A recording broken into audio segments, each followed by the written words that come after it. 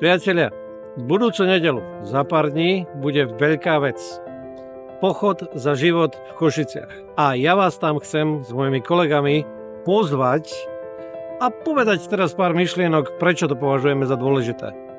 Chceme pochodovať za život a povedať, že život milujeme, záleží nám na ňom.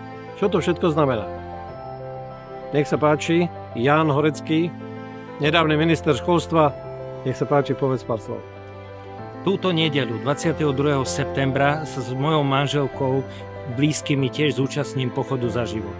Robím to každý rok. Prečo?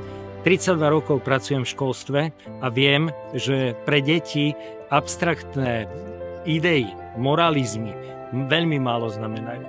Deti a mládež nie sú kto vie akí analytici, ale sú dokonalí pozorovatelia.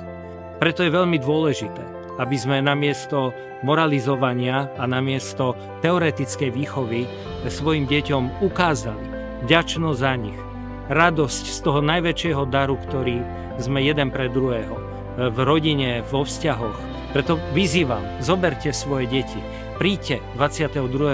septembra túto nedeľu, ukážte im skutkom, aká veľká je vaša radosť a vďačnosť za váš život, za život vašich detí. Za to, že môžeme dýchať, môžeme spolu hovoriť, môžeme spolu aj nesúhlasiť, aj súhlasiť, ale jednoducho žiť na tejto zemi. A teraz mladá žena, ktorá sa stará o deti vo svojej rodine, zatiaľ malé, ale budú veľké. Taká, ktorá rozumie, prečo sa je treba angažovať aj v politike. Taká, ktorá videla iné oblasti života, nech ona povie, prečo je dôležitý pochod pre život. Alenka Novotná. Ako žena, matka, manželka to viem.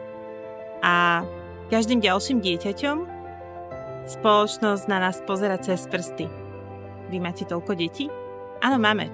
A sme z toho radi a sme šťastní, že ich máme a každé jedno dieťa má svoj význam v našej rodine. Ale ochrana života nie je len pri počatí, ale je to aj dôstojný pôrod, je to aj dôstojné ekonomické zabezpečenie, výchova a je to aj dôstojná staroba a dôstojná smrť. A preto vás pozývam v nedeľu na Národný pochod za život, aby sme spoločne oslavili úctu, dôstojnosť a radosť zo života.